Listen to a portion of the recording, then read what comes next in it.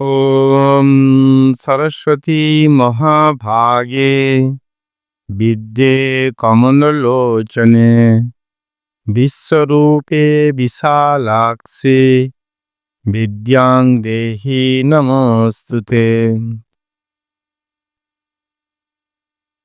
বিদ্যার দেবী মা সরস্বতীর চরণে প্রণাম জানাই। আজকে আমরা যে বিষয়টি নিয়ে আলোচনা করব তার নাম শ্রী শ্রী সরস্বতী তত্ত্ব, অর্থাৎ মা সরস্বতী সম্পর্কে কিছু তথ্য কথা। মায়ের সম্পর্কে তথ্য কথা হয় না, কিন্তু তিনি দেবী, আমরা যে তার আরাধনা করি বিদ্যার দেবী হিসেবে, তার আসল পরিচিতি কি, তার নামের অর্থ কি, পুরাণে তাকে কি বলা হয়েছে, বেদে তাকে কি বলা হয়েছে, তার বাহন শ্বেতহংস কেন, তিনি তার যে স্তব স্তুতিগুলো করা হয়েছে সেইগুলোর বাকি অর্থ কি, আমরা বিদ্যার্থী হিসেবে আজকে সংক্ষেপে জেনে নেব মা সরস্বতী সম্পর্কে কিছু তথ্য কথা, কিছু কাহিনী, কিছু আলোচনা। সবার প্রথমে শুরু করি, তিনি বিদ্যার দেবী। আমরা যখন দুর্গা পুজো দেখি, ঠাকুর একই মণ্ডপের মধ্যে দেবী দুর্গা থাকেন, উপরে শিব থাকেন, তার বাহন থাকেন সিংহ, মহিষাসুর তো থাকেনি, তার পাশাপাশি তার দুই কন্যা আর দুই পুত্র, একদিকে লক্ষ্মী সরস্বতী আর একদিকে কার্তিক গণেশ।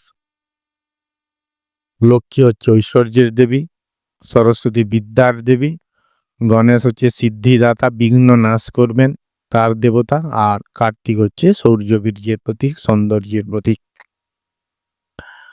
তো এই সরস্বতী, মা সরস্বতী, তিনি বিদ্যার অধিষ্ঠাত্রী দেবী। কোন বিদ্যা? আমাদের সংস্কৃতে এরকম ভাগ করা হয়েছে দুটো বিদ্যা, একটি হচ্ছে পরাবিদ্যা আর একটি হচ্ছে অপরাবিদ্যা। পরাবিদ্যা কোনটি? যে বিদ্যাটি অনুভূত লব্ধ বিদ্যা, যে বিদ্যাটি জ্ঞান লাভ হওয়ার পরে যে বিদ্যাটি এক্সপিরিয়েন্স হয়েছে, ডাইরেক্ট এক্সপিরিয়েন্স, ভগবান লাভ হয়েছে, জ্ঞান লাভ হয়েছে, আত্মদর্শন হয়েছে, ব্রহ্ম দর্শন হয়েছে, জগতের যে সৃষ্টি স্থিতি লয়ের যে কারণ তা অনুভূত হয়েছে, এই যে রিয়েলাইজ যে নলেজ, অনুভূত লব্ধ বিদ্যা, এই বিদ্যাকে বলে পরাবিদ্যা। এটি শ্রেষ্ঠ বিদ্যা। পরা কথার অর্থ হচ্ছে শ্রেষ্ঠ। এই বিদ্যে যে যার লাভ হবে সে জন্ম মৃত্যুর পারে চলে যাবে, সেই কিন্তু প্রকৃত বিদ্বান। এই বিদ্যাও দান করেন মা সরস্বতী, তার কৃপায় এই বিদ্যা লাভ ঘটে, পরাবিদ্যা। আরেকটি আছে অপরাবিদ্যা, সেইটি হচ্ছে সমস্ত ধরনের বই পড়া যে জ্ঞান, তার মধ্যে বেদ পুরাণাদি তো বটেই, কাব্য, মহাকাব্য, সংস্কৃত, গণিত, physics, chemistry, mathematics, geography, history, Bengali, biology, etcetera etcetera etcetera, মানে এই সমস্ত বিদ্যা। এইগুলোকে খারাপ চোখে দেখা হচ্ছে না। অপরাবিদ্যা মানে এই নয় যে একবারে ফালতু, তা নয়। এইটিকে এর দ্বারা যদি, তাহলে বেদকে কেন বেদে যার জ্ঞান লাভ হয়েছে সেই পরাবিদ্যা লাভ করেছে। কিন্তু আমি তো রিডিং পড়ছি শুধু বেদ মন্ত্রগুলো, আমি পড়লে যদি আমার জ্ঞান লাভ হয়, আমার যদি অনুভূত হয়, আমি যে আত্মা এই বোধ হয় বা ইত্যাদি যে জ্ঞানের কথা বলা হয়েছে, সেই বোধ হওয়া জ্ঞান হচ্ছে কি পরাবিদ্যা। যদি না হয় এমনি খবর কাগজের মতো রিডিং পড়ছি, তাহলে কিন্তু সেই জ্ঞানটিকে পরাবিদ্যা বলা যাবে না, সেইগুলো অপরাবিদ্যার মধ্যে অন্তর্ভুক্ত। অপরাবিদ্যা মানে এই যে বলা হলো বই পড়া, বিভিন্ন যে সাবজেক্টিভ যে নলেজগুলো আছে, ফিলোসফি, জিওগ্রাফি ইত্যাদি ইত্যাদি। তো এইগুলো খারাপ নয়। স্বামী বিবেকানন্দ বলছেন যে আমাদের ভিতরে জ্ঞান আছে ঠিকই, কিন্তু সেই জ্ঞানটিকে বহিঃপ্রকাশের জন্য লৌকিক জ্ঞানও দরকার, লৌকিক বিদ্যা চর্চার দরকার। যেমন ঘর্ষণ করলে আগুন উৎপন্ন হয়, পাথরে হোক, বারুদে হোক, তেমনিভাবে কাল্টিভেশন করলে, অনুশীলন করলে, চর্চা করলে লৌকিক বিদ্যা দিয়ে সেই পরাবিদ্যা ম্যানিফেস্ট হয়। এরকম আছে। তো এই যে পরাবিদ্যা এবং অপরাবিদ্যা, দুই বিদ্যারই অধিষ্ঠাত্রী মা সরস্বতী। আমরা যারা বিদ্যার্থী, বিশেষ করে সরস্বতী পুজোর দিনে আমরা মায়ের চরণে এরকম প্রার্থনা জানাই যে জ্ঞান ও বিদ্যা যাচি তব চরণে, গীতি সুধা আনো মম জীবনে, তোমার আসন তলে লুটাকে পরাণখানি। আমরা মায়ের বন্দনা করি, সরস্বতী পুজো করি, মন্ত্রে পুষ্পাঞ্জলি প্রদান করি মাকে। উদ্দেশ্য আমাদের যাতে জ্ঞান লাভ হয়, পরাবিদ্যা এবং অপরবিদ্যা দুটি। তো আজকের এই আলোচনা প্রসঙ্গে একে একে আমরা মা সরস্বতী সম্পর্কে বেশ কিছু কথা জেনে নেব। প্রথম জানবো আমরা মা সরস্বতীর ধ্যান মন্ত্র, সেখানে কি বলা হয়েছে ধ্যান মন্ত্রটিতে এবং তার অর্থ। আস্তে আস্তে তার বিভিন্ন দিকগুলো আলোচনা করব। প্রথম, ধ্যান মন্ত্র কি বলা হয়েছে সেখানে মা সরস্বতীর ধ্যান মন্ত্রে? ওং তরুণ সকলম ইন্দোহ বিব্রতি শুভ্রকান্তি কুচভর নমিতাঙ্গি সন্নিসন্না শীতাব্দে। নিজ কর কমল উদ্যত লেখনি পুস্তক শ্রীহি, সকল বিভব সিদ্ধই পাতু বাগদেবতা নহ। এই মন্ত্রটির অর্থ কি?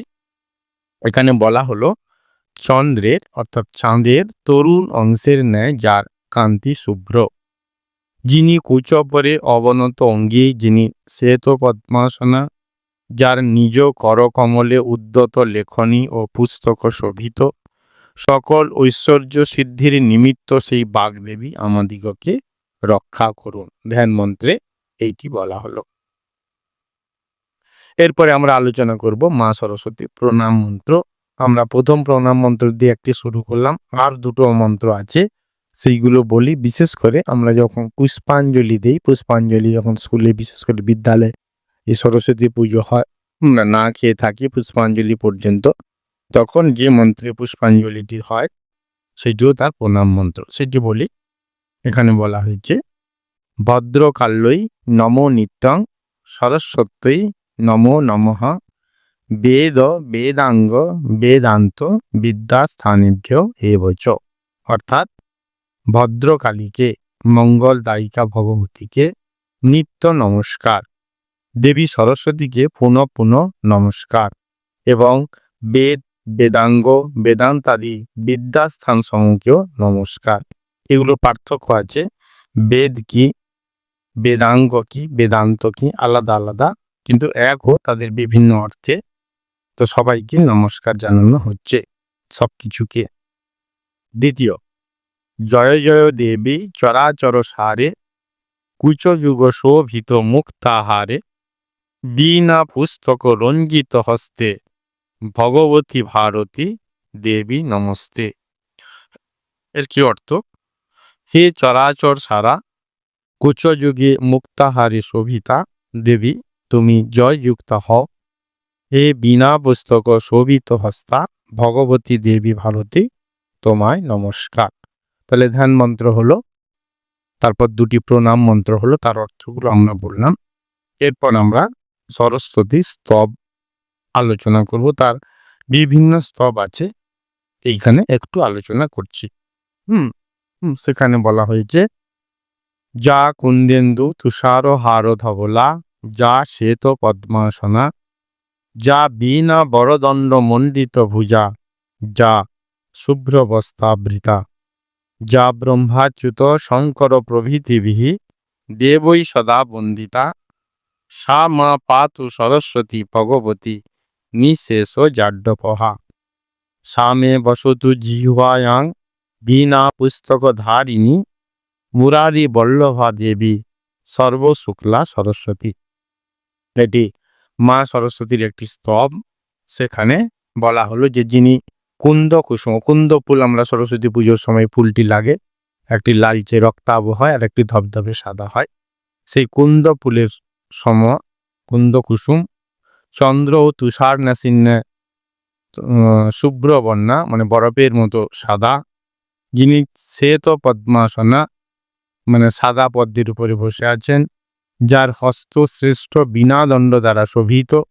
সরস্বতী পুজোর আমরা দেখতে পাই ঠাকুরকে, যিনি শুভ্র বস্ত্রাবৃতা সাদা কাপড় পরেছেন, ব্রহ্মা বিষ্ণু মহেশ্বর প্রভৃতি দেবগণ সর্বদা যার বন্দনারত, যিনি নিঃশেষিত রূপে সকল জাড্য অপহরণ করেন, জড়তা অপহরণ করেন, সেই ভগবতী সরস্বতী আমাকে রক্ষা করুন। বিনা পুস্তক ধারিণী হরিপ্রিয়া সর্বশুক্লা সেই দেবী সরস্বতী আমার জিহ্বায় অধিষ্ঠিতা হন। সরস্বতীকে বাগদেবীও বলা হয়। বাগদেবী মানে বাক্যের অধিষ্ঠাত্রী। এই যে আমি কথা বলছি কিংবা আমরা অপরের কাছ থেকে কথা শুনছি, এই কথার দেবী তিনি সরস্বতী। তো তিনি আমাদের জিহ্বায় যদি বসেন তাহলে মধু কথা হয়, জ্ঞানের কথা বেরায়, যেগুলো অপরের উপকারে লাগবে।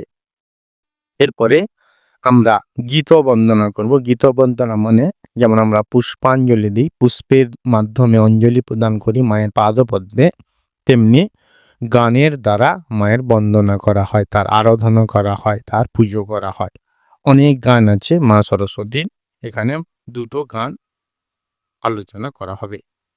এক, এসো মা বিনা পানি, এসো মাগো এসো হৃদাসনে বসো, জগজন মনমোহ নিবারিণী, যুগ যুগান্ত সঞ্চিত তামস, চরণ পরশে নাশো গো মা নাশো, হৃদি শত দলে আবার প্রকাশ, শারদে শুভদে মা শীতবরণী। আর একটি গান আছে, এসো মানস সরোবর বাসিনী, ঢল ঢল নীরে শত দল শিরে, সুন্দর সুবিমল হাসিনী, মল্লার সুরে ঝঙ্কার ধীরে, রুনু রুনু ঝুনু ঝুনু চরণ নুপুরে, এসো এসো ধীরে হৃদয়েরই তীরে, বীণা বিনিন্দিত ভাসিনী। এরকম অনেক গান আছে মা সরস্বতীর, সেই গানের মাধ্যমে দেবীর আরাধনা করা হয়েছে, দেবীর বন্দনা করা হয়েছে। এখন আমরা যে জিনিসটি জানবো সেটি হচ্ছে এই সরস্বতীর নামটি ব্যাকরণগত কি অর্থ আছে। সরস্বতীর নামের কি ব্যাকরণগত, এই আমরা বেদাঙ্গ বললাম, বেদাঙ্গের 6টি ভাগ আছে, তার মধ্যে ব্যাকরণ যা ব্যাকৃত করে, যা আলগা করে, যা শিথিল করে, সহজে মানে বোঝা যায় যার থেকে, তাই ব্যাকরণ। তো সরস্বতীর এই ব্যাকরণগত অর্থ কি, সেখানে সন্ধি প্রত্যয় করা হয়েছে, সরস যুক্ত বত যুক্ত ইপ, সরস্বতী, সরস্বু অতি, তাই সরস্বতী। সরস শব্দের দুটি অর্থ, একটি হচ্ছে জ্যোতি বা আলো, আর একটা জল বা নদী। আলোর দিক থেকে সরস্বতী দেবী স্বরূপা, আর জলের দিক থেকে সরস্বতী নদী স্বরূপা। আচার্য যাস্ক যা তার নিরুক্ত বইতে, নিরুক্ত মানে সেখানে ওয়ার্ডের মিনিংগুলো আছে, নিঃশেষে উক্তম ইতি নিরুক্ত, সেখানে কোন শব্দের কি অর্থ আছে সেরকম একটি বই আচার্য যাস্ক রচনা করেছেন। সেখানে সরস্বতী শব্দের তিনি দুটি অর্থ করেছেন। কি কি? একটি নদী রূপা আর একটি দেবী রূপা।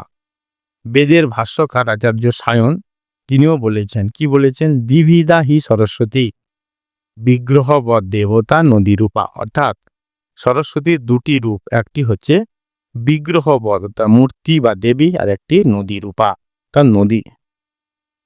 আমরা এই বিভিন্ন অর্থগুলো জেনে নেব। প্রথম জানবো আমরা দেবী রূপে সরস্বতী। দেবী হিসেবে সরস্বতীকে বিদ্যার অধিষ্ঠাত্রী দেবী বলা হয়।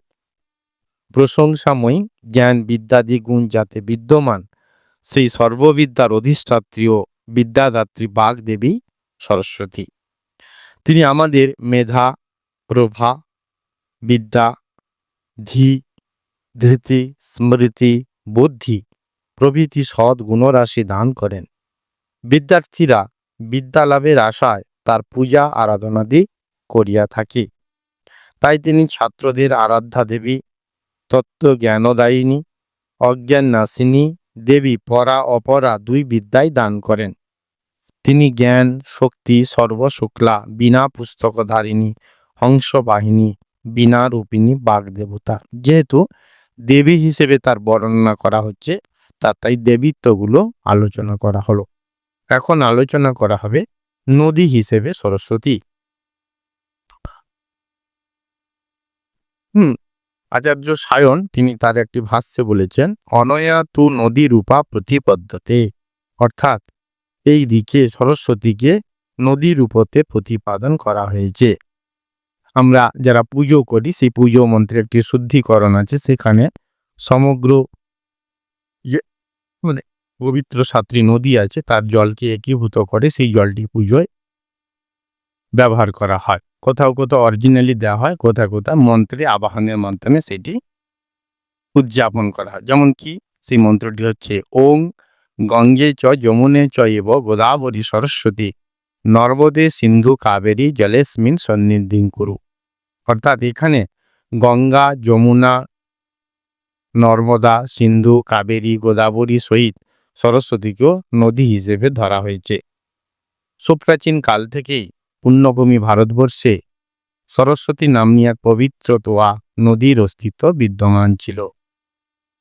এই নদী পাঞ্জাবের বিস্তীর্ণ ভূখণ্ডব্যাপী প্রবাহিতা এবং একদা প্রচুর শস্যাদি উৎপাদনের দ্বারা আর্য সন্তানগণকে জননীর ন্যায় স্নেহে পালন করেছিলেন।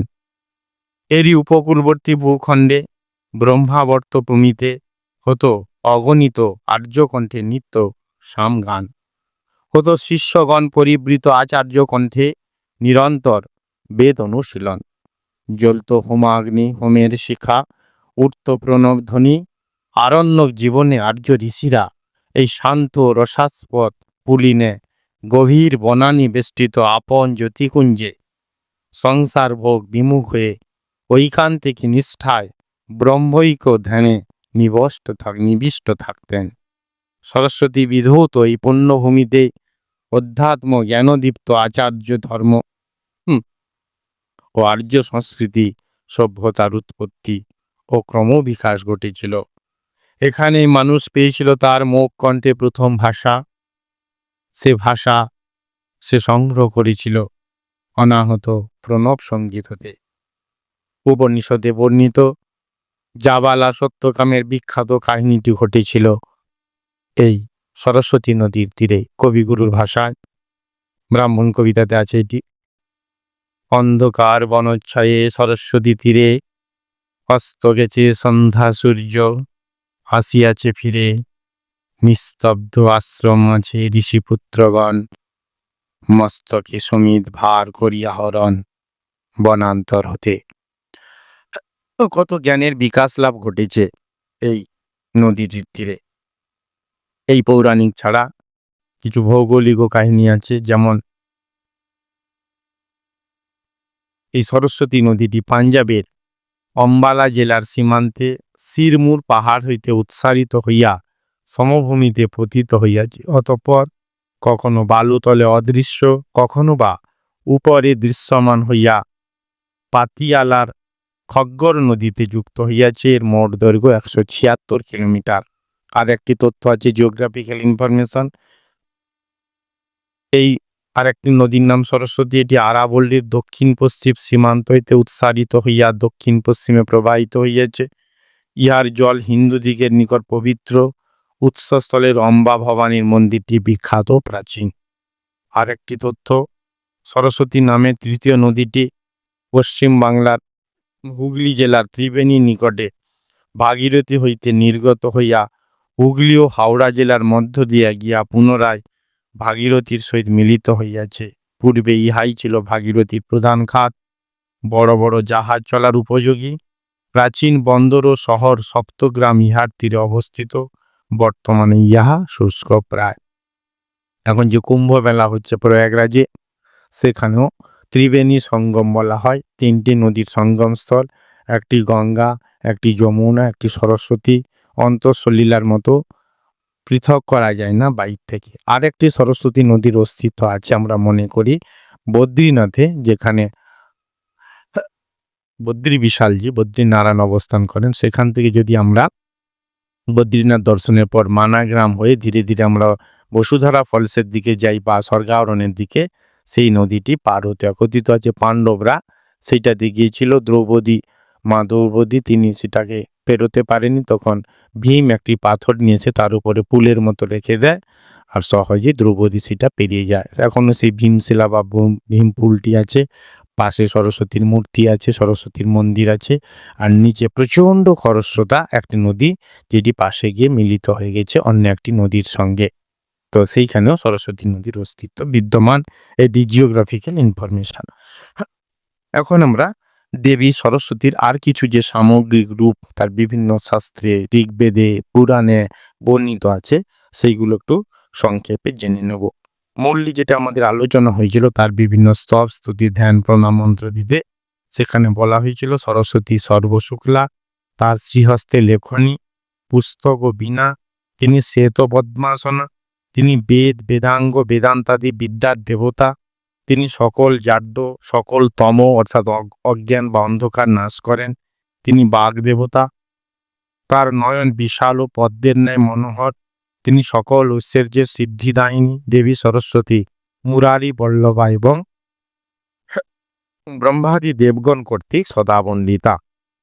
আর আছে তিনি হংসারূঢ়া, নিষ্কলা, নিত্য শুদ্ধা, তিনি প্রশস্ত বুদ্ধিদায়িনী ও মুক্তিকামীর মোক্ষদায়িনী। এরকম বিভিন্ন বর্ণনাগুলো মা সরস্বতীর শাস্ত্রে বর্ণিত আছে। এখন আমরা সংক্ষেপে একটু ঋগ্বেদে কি আছে আর পুরাণে কি আছে সেইটি বলে নিই। ঋগ্বেদে সরস্বতীকে বলা হয়েছে জ্যোতিরূপা। বলছে যে ভূলোকের অগ্নি, অন্তর্লিক্ষ লোকের হিরণ্যদূতি ইন্দ্র এবং স্বর্গলোকের সূর্য, এ তিনের জ্যোতিরাশি তা সরস্বতীরই জ্যোতি। তার অমীয় জ্যোতির ধারা বিশ্বে বিশ্বে পরিব্যাপ্ত। জ্যোতিষকে তারই দিব্য বিভূতি। শুধু ভূ আদি ত্রিলোকে নয়, ঊর্ধ্ব সপ্তলোক ও নিম্ন সপ্তলোক পর্যন্ত চতুর্দশ ভুবনের স্তরে স্তরে সে জ্যোতির মহিমা নিত্য প্রকাশিত। বস্তুত সে জ্যোতি প্রকাশই সমগ্র বিশ্বভুবনের প্রকাশ। সে প্রভাময় আলোক জগতের জমাট বাঁধা তমরাশি অপনীত করে। যোগীগণের হৃদয়ে সে আলোক বর্তিকা যখন জ্বলে ওঠে তখন সকল অজ্ঞানের তিমির আবরণ খসে যায়। সাধকের সমুদয় সত্তা হয়ে ওঠে জ্যোতিস্নাত। সে অবস্থায় সাধকের উপলব্ধি ঘটে অন্তরে, বাহিরে, ঊর্ধ্বে, অধে, সর্বত্র সর্বক্ষণ কেবলই আলো আর আলো। এই জ্যোতিরই জ্ঞানী ব্রহ্মজ্ঞান, এই জ্যোতি প্রণব, এই জ্যোতি সরস্বতী। তাহলে ঋগ্বেদে যে সরস্বতীকে যে জ্যোতিরূপে বলা হয়েছে তার কিছুটা বর্ণনা করা হলো। এই জ্যোতিরূপার পাশাপাশি তাকে বলা হচ্ছে মাতৃস্বরূপা। সরস্বতী দেবী এবং নদী ছাড়া মাতৃরূপাও বটে। ঋগ্বেদে তাকে অম্বিতমা বলা হয়েছে। অম্বিতমা কথার অর্থ হচ্ছে মাতৃশ্রেষ্ঠা। দেবী সরস্বতী জ্ঞানরূপ পরম পীযূষ দানে আমাদের ন্যায় অবোধ, অজ্ঞান, অসহায় সন্তানকে নিত্য প্রতিপালন করেন। হাত ধরে আমাদিগকে তমসা থেকে আলোকদীপ্ত পথে চলতে শিক্ষা দেন। জননীর ন্যায় আমাদের মুখ কণ্ঠে ভাষা ফুটিয়ে তোলেন তিনি। তাই তিনি অম্বিতমা অর্থাৎ মাতৃশ্রেষ্ঠা মা সরস্বতী। ঋগ্বেদে আরও বলা হয়েছে এই সরস্বতী নাদময়ী বা বাগময়ী। নাদ ব্রহ্ম বলা হয়, বাগময়ী সেইটি।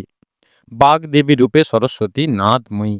যোগীর যোগী ইনি পরা পশ্যন্তি মধ্যম বৈখরী রূপে সর্বশব্দাত্মিক সূক্ষ্ম প্রণবনাদ। চতুর্বেদে ইনি গায়ত্রী। ত্রিষ্টুপ অনুষ্টুপাদি ছন্দ বৈভব। ইনি 6 রাগ 36 রাগিনী তথা ত্রিসপ্তমূর্ছনায় নিত্য সঙ্গীতময়ী। সরজ, ঋষভ, গান্ধার, মধ্যম, পঞ্চম, দৈবত, নিষাদাদি সুরসপ্তরূপে ইনি উদারা মুদারা তারাদি গ্রামে দিব্য সঙ্গীতের অপূর্ব লহরী বিস্তার করেন। ইনি উদাত্ত, অনুদাত্ত, সরিত, স্বর তথা হ্রস্ব, দীর্ঘ, প্লুতাদি ত্রিমাত্রা। ইনি অকারাদি স্বরবর্ণ এবং ককারাদি ব্যঞ্জনবর্ণ। বেদ ও তন্ত্রাদিতে ইনি মাত্রাত্মিকা, তাই তিনি নাদময়ী তথা বাগময়ী। এই যে অক্ষর আছে, এই যে শব্দ হচ্ছে, আমি কথা বলছি, এটা হচ্ছে বৈখরী। প্রথম কথাটি উৎপন্ন হয় যেখান থেকে তাকে বলে পরা, তারপর থেকে যেখানে আসে তাকে বলে পশ্যন্তি, তারপর থেকে যখন কণ্ঠে আসে তাকে মধ্যমা, আর যখন মুখ দিয়ে উচ্চারিত হয় শব্দের মাধ্যমে তাকে বলে বৈখরী। তারই সবই অধিষ্ঠাত্রী কিন্তু দেবী সরস্বতী। এইভাবে ঋগ্বেদে কখনো জ্যোতিরূপে, কখনো মাতৃরূপে, কখনো বাগময়ী বা নাদময়ী হিসেবে তাকে বর্ণনা করা হয়েছে, তাকে মানে মা সরস্বতীকে। পুরাণে কি বর্ণনা করা হয়েছে দেবী সরস্বতীকে? বেদের মতো পুরাণেও দেবী সরস্বতী ধরা দিয়েছেন বিচিত্র লীলাময়ী রূপে। অনেকগুলি পুরাণে আমরা সরস্বতীর সাক্ষাৎ পাই। যেমন এক এক করে আলোচনা করা হচ্ছে। এখানে 5টা পুরাণের কথা বলা হয়েছে। অষ্টাদশ পুরাণ থাকলেও কিছু কিছু সংকলন করা হয়েছে। যেমন দেবী ভাগবতের নবম স্কন্ধে আছে দেবী সরস্বতী আদ্যা প্রকৃতির তৃতীয় অংশে জাতা। তিনি বুদ্ধি, বিদ্যা, জ্ঞান প্রভৃতির অধিষ্ঠাত্রী দেবী। তিনি বোধস্বরূপিণী, সমুদয় সংসার ছেদনকারিণী এবং সর্বসিদ্ধি প্রদায়িনী। সঙ্গীতের সন্ধান ও তাল প্রভৃতির কারণ স্বরূপিণীও তিনি। জগতে সর্বপ্রথম সরস্বতী পূজা প্রবর্তন করেন কে? উক্ত গ্রন্থের মধ্যে আছে প্রজাপতি ব্রহ্মা ও ভগবান শ্রীকৃষ্ণ। এরাই কিন্তু মর্তে সর্বপ্রথম সরস্বতীর পুজো করেন। দ্বিতীয়ত মার্কেন্ড পুরাণে আছে শ্রী শ্রী চণ্ডীর উত্তর লীলায় শম্ভ নিশুম্ভ নামক অসুরদ্বয়কে যে দেবী সংহার করেছিলেন তিনি মহা সরস্বতী নামে প্রসিদ্ধা। স্কন্দ পুরাণে প্রভাস খণ্ডে আছে দেবী সরস্বতীর নদী রূপে অবতরণের বিচিত্র কাহিনী। বায়ু পুরাণে বলা হয়েছে দেবী সরস্বতী আদ্যামা, তার থেকে কল্পান্তে নতুন প্রজা সৃষ্টি হয়। গরুড় পুরাণে বলা হয়েছে দেবী সরস্বতীর শক্তি অষ্টবিধা, যথা শ্রদ্ধা, ঋদ্ধি, কলা, মেধা, তুষ্টি, পুষ্টি, প্রভা ও মতি। এগুলি প্রদানের দ্বারা তিনি মর্তলোকবাসীদের জ্ঞান, ঐশ্বর্য প্রভৃতি বৃদ্ধি করে থাকেন। এইগুলো পুরাণে বর্ণনা করা হলো দেবী সরস্বতীর, তার সামগ্রিক রূপ কিরকম সেই হিসেবে। এখন আমরা আরেকটি আধুনিক আলোচনা করব, সেইটি হচ্ছে বর্তমানে সারদা মা শ্রী রামকৃষ্ণ দেবের সহধর্মিণী, লীলা সঙ্গিনী, রামকৃষ্ণ মিশনের মঠ ও মিশনের সংঘজননী শ্রীমা সারদা দেবী, তিনি সরস্বতী। শ্রী রামকৃষ্ণ দেব একবার এই সারদা মা সম্পর্কে মন্তব্য করছেন যে ও সারদা সরস্বতী জ্ঞান দিতে এসেছে, রূপ থাকলে পাছে অশুদ্ধ মনে দেখে লোকের অকল্যাণ হয়, তাই এবার রূপ ঢেকে এসেছে। তো রূপ থাকলে খারাপ মনে যদি আমরা দেখি তাহলে আমাদের ক্ষতি হতে পারে, যেহেতু তিনি দেবী তাই ঠাকুর বর্ণনা করছেন এখানে এবারে রূপ ঢেকে এসেছে। শ্রী রামকৃষ্ণ দেবের আরেকজন পার্শ্বদ স্বামী শিবানন্দজি, যাকে মহাপুরুষ মহারাজ হিসেবে আমরা পরিচিত আমাদের সঙ্গে, তিনি মায়ের সম্পর্কে বলছেন, সারদা মা সম্পর্কে, যে আমাদের মায়ের নাম সারদা, ওই মাই স্বয়ং সরস্বতী। তিনি কৃপা করে জ্ঞান দেন। জ্ঞান অর্থাৎ ভগবানকে জানা। এই জ্ঞান হলেই ঠিক ঠিক পাকা ভক্তি সম্ভব। মাই জ্ঞান দেবার প্রকৃত মালিক, শ্রী শ্রী মাই জ্ঞান দেবার মালিক। স্বামী অভেদানন্দজি, তিনিও শ্রীরামকৃষ্ণ দেবের 16 জন সন্ন্যাসী পার্শ্বদের মধ্যে একজন। তিনিও বলতেন সারদা মা সম্পর্কে, জ্ঞানরূপিণী সরস্বতী আজ পৃথিবীতে এসেছেন, শ্রী শ্রী মাই হলেন সরস্বতী জ্ঞানদায়িনী। আমরা সারদা মাকে তার যে উপদেশ আছে, বিশেষ করে শ্রী শ্রী মায়ের কথা, এই বইটি উদ্বোধন থেকে প্রকাশিত। তার সমগ্র জীবনের কথোপকথন আকারে তার কাছে যে ভক্ত সন্তানেরা, সন্ন্যাসী মহারাজরা এসেছেন, তার বিভিন্ন প্রশ্ন বা কাজের প্রসঙ্গে তিনি যে কথাগুলো বলছেন, ইহাই তার মূল্যবান উপদেশ। আমাদের জীবন গঠনে, জীবন যাপনে, আধ্যাত্মিক উন্নতিতে এই উপদেশগুলো অত্যন্ত কার্যকরী। সেখানে মা সরস্বতীর মতো তিনিও জ্ঞান প্রদান করছেন। তার এই সরস্বতী রূপটি তারই একজন সন্ন্যাসী সন্তান স্বামী চন্দ্রিকানন্দজি মহারাজ, তার গানে খুব সুন্দরভাবে পরিস্ফুট হয়েছে। কি সেই গানটি?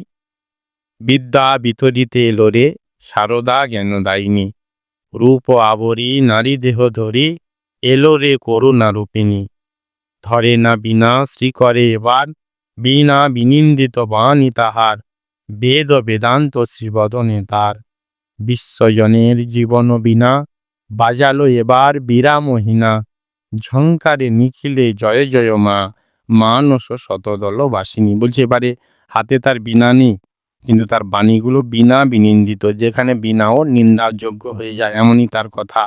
বেদ বেদান্ত শ্রীপদ নেতা, তার মুখেই বেদ বেদান্ত তিনি জ্ঞান দিতে এসেছেন। এরকম সুন্দর করে গানের আকারে মহারাজ ব্যক্ত করেছেন তার সরস্বতী রূপটি, তার মানে মা সারদা দেবীর। আর দুই একটি আলোচনা করে আমরা আলোচনা শেষ করব। আলোচনা অনেকটাই আছে, সময়ের অভাবে একটু সংক্ষেপ করে নিচ্ছি।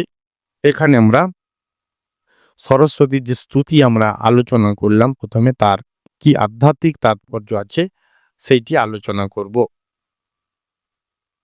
সেই স্তুতিতে আমরা দেখেছি দেবী সরস্বতীর যে ধ্যান, আরাধনা, স্তবন আদি এই যে আমরা করে থাকি, এই স্তুতি মন্ত্রে তাকে বলা হয়েছে সর্বশুক্লা শ্বেত পদ্মাসনা বীণা বরদণ্ড মণ্ডিত ভুজা বা মণ্ডিত করা নিঃশেষ জাড্যপহা সকল বিভবদাত্রী হংস বাহিনী ইত্যাদি। এই সকল কথার তাৎপর্য কি সেইগুলো আমরা এক এক করে জানব। প্রথম, দেবী সরস্বতী কেন তরুণ ও সকলম ইন্দ্র বিভ্রতি শুভ্রকান্তি? কেন তিনি কুন্দেন্দু তুষারহার ধবলা? কেন তাকে বলা হয় সর্বশুক্লা? এগুলো প্রশ্ন, এর উত্তরগুলো দেওয়া হচ্ছে। প্রথম, শ্বেত বর্ণটি সাদা বর্ণটি সাদা রঙটি প্রকাশাত্মক সত্য গুণের প্রতীক। দেবী সরস্বতীও শুদ্ধ জ্ঞানময়ী প্রকাশ স্বরূপা জ্যোতি স্বরূপ। শ্বেত পদ্ম কুন্দ ফুল চন্দ্রকিরণ তুষার সবই সাদা রঙের শ্বেত বর্ণের, সবগুলি পবিত্রতার ও শুদ্ধতার প্রতীক। তাই সরস্বতীর সঙ্গে শুভ্র বর্ণের এত ঘনিষ্ঠ সম্বন্ধ। তার শ্রী অঙ্গের লাবণী শুভ্র, তিনি শুভ্র বসনে আবরিত, তার অধিষ্ঠান শুভ্র কমলাসনে, তার বাহন শুভ্র হংস, তার গতিও শুভ্র তার আলোকিত পথে। ভিতরে বাহিরে তিনি শুভ্রা, বসন ভূষণ বাহনে তিনি শুভ্রা, রুচি প্রকৃতিতেও তিনি শুভ্রা মানে সাদা। তাই তাকে বলা হয়েছে সর্বশুক্লা, সব কিছুতেই যেন সাদা, শুভ্র কান্তি, গা থেকে যেন সাদা রঙের আভা উজ্জ্বল এরকম বেরিয়ে আসছে, এগুলো বলা হয়েছে। দ্বিতীয়, কেন তিনি বিনা পানি? বিনা পানি কথাটিকে সমাস ব্যাসবাক্য করলে সমাসের দ্বারা যে পানিতে বিনা যাহার, পানি মানে হাত, হাতে যার বিনা আছে তিনি বিনা পানি, বহুব্রীহি সমাস। তিনি বিনা পানি কারণ তিনি মানুষের জীবনকে সুর ও ছন্দের মাধুর্যে ভরিয়ে তোলেন। যার জীবনে সুর নেই সে অসুর, যার জীবনে তাল কেটে যায় তিনি বেতাল। তাই সুরে তালে মানুষের জীবনকে ছন্দবদ্ধ করবার জন্য, আনন্দে আপ্লুত করবার জন্যই তার হাতে এই বীণা বাদ্যযন্ত্র। তৃতীয়ত, তবে তাকে বলা হয়েছে সকল বিভব দাত্রী, কারণ দেবীর কৃপায় শুদ্ধ জ্ঞান প্রকাশের সঙ্গে সঙ্গে কাঁচা আমি চলে গিয়ে হৃদয় পদ্ম বিকশিত হয়ে দেবীর চরণের শতদল পদ্মের মতো ফুটে উঠবে। তার কৃপায় নূতন জ্ঞানের আলোকে বোধ শক্তি প্রকাশিত হবে। তম ও রজগুণের বিনাশে সব জড়তা তামস বুদ্ধি নাশ হয়ে সর্বসম্পদের শ্রেষ্ঠ সম্পদ আত্মজ্ঞান লাভ হবে। জড়তা, তুচ্ছতা, নির্বুদ্ধিতা, ক্ষুদ্রতা নিঃশেষে দূর করে তাকে শুদ্ধ শুভ্র সত্যগুণের আলোকে আত্মপ্রতিষ্ঠা দান করে। এইটি সব পাওয়ার শ্রেষ্ঠ পাওয়া, সার সম্পদ। বিভব কথার অর্থ হলো ঐশ্বর্য। বিভবদাত্রী মানে যিনি ঐশ্বর্য দান করেন। যেহেতু আত্মজ্ঞান শ্রেষ্ঠ সম্পদ বা ঐশ্বর্য, এবং এইটা যেহেতু দেবীর কৃপায় ঘটে থাকে, তাই দেবীকে বলা হয় সকল বিভবদাত্রী। এই যে স্তুতিতে বিভিন্ন যে সংস্কৃত টার্মগুলো উচ্চারণ বা ব্যবহৃত করা হচ্ছে তার অর্থগুলো একে একে আলোচনা করা হচ্ছে। চতুর্থত, তাকে কি বলা হয়? নিঃশেষ জাড্যপহা। জাড্য কথার অর্থ হচ্ছে জড়তা।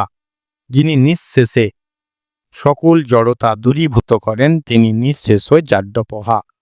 দেবী আমাদের অন্তরের তম বা অন্ধকার বা অবিদ্যার শেষ কোণাটুকু পর্যন্ত অপসারিত করেন, তাই তিনি জাড্যপহা।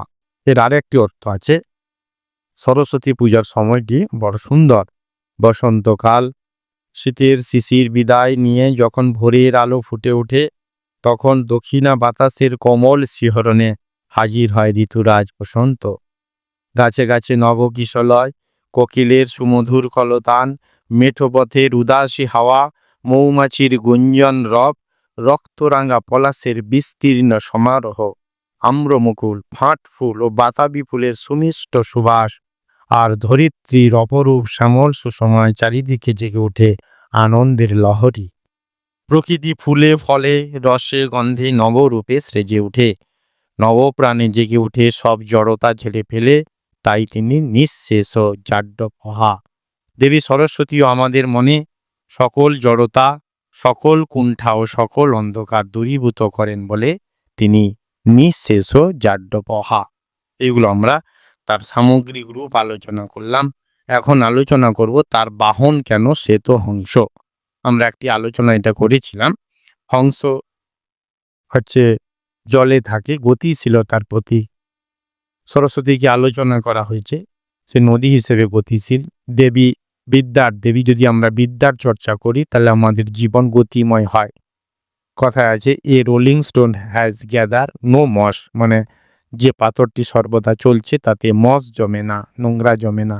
যদি আমরা জ্ঞানের চর্চা করি, যদি নদী যেমন বয়ে যায় সেখানে শ্যাওলা জমে না, তেমনি জ্ঞানের চর্চা করলে আমাদের সেখানে কুণ্ঠা, সংকীর্ণতা, অজ্ঞতা এইগুলো থাকে না।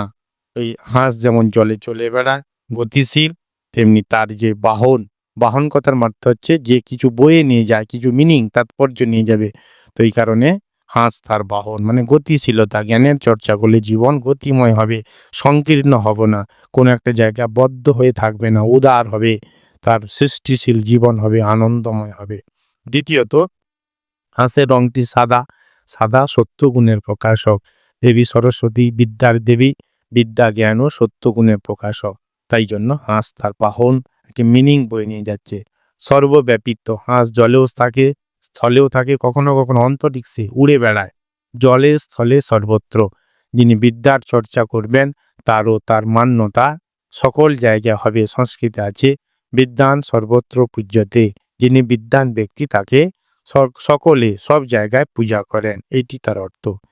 চতুর্থত বিবেকবোধ। বিবেকবোধ মানে পার্থক্যকরণের ক্ষমতা। হাঁসের এমন একটি ক্যাপাসিটি আছে, দুধ আর জল মিশিয়ে দিলে সে দুধটিকে নিতে পারে। পুষ্টিমূল্যর দিক থেকে জল এবং দুধের চেয়ে দুধটাই মূল্যবান। তেমনি আমরা জ্ঞান অজ্ঞান জগতে সমাজে মিশে আছে, হাঁসের মতো আমরা দুধটিকে নেব, ভালোটিকে গ্রহণ করব, যেই জ্ঞান আমাদেরকে মুক্তিপথের দিশারি হবে। আর পঞ্চমত হচ্ছে নির্লিপ্ততা বা অনাসক্তি। হাঁস জলে থাকে কিন্তু জলটা তার পাখনাকে এমনভাবে ভিজিয়ে দেয় না যে সে জলে যেতে পারবে না বা জলে চলতে পারবে না, এমনই একটা তার ক্ষমতা আছে। তেমনিভাবে আমরা যখন সমাজে থাকব, জ্ঞানের চর্চা করব, সৎ জিনিসের চর্চা করব, ভালো চর্চা করব, খারাপ জিনিস আমাকে যেন লিপ্ত করতে না পারে। শ্রীরামকৃষ্ণদেব উদাহরণ আছে, তার বাণী আছে যে নৌকা জলে থাকুক ক্ষতি নেই, কিন্তু নৌকাতে যেন জল না থাকে। নৌকাতে জল থাকলে কি হবে? নৌকা ডুবে যাবে। তেমনি আমরা সংসারে থাকি ক্ষতি নেই, তো আমাদের মনের মধ্যে যেন সংসার না ঢুকে যায়। তো এইভাবে অনাসক্তি বা নির্লিপ্ততা, ডিটাচমেন্ট আমরা হাঁসের কাছ থেকে শিখলাম। এরকম অনেক অর্থ আছে। আমরা শেষ করি আলোচনা শ্রীরামকৃষ্ণদেবের একটি বাণী দিয়ে। তিনি বলছেন যাবৎ বাঁচি তাবৎ শিখি, অর্থাৎ যতদিন আমরা বাঁচব ততদিন শিখব। এই যে আমরা শিক্ষা গ্রহণ করব, কার কাছ থেকে শিক্ষা গ্রহণ করব? কে আমাদের শেখাবে? জানার শেষ নেই, ঠিক কথা মানলাম, কিন্তু প্রকৃত শিক্ষাদাত্রী কে? কে আমাদের শিক্ষা দেখবে, করবে? আমরা কবি সুনীলমল বসুর একটি কবিতায় পড়েছিলাম, সবার আমি ছাত্র কবিতায়, যে বিশ্বজোড়া পাঠশালা মোর সবার আমি ছাত্র।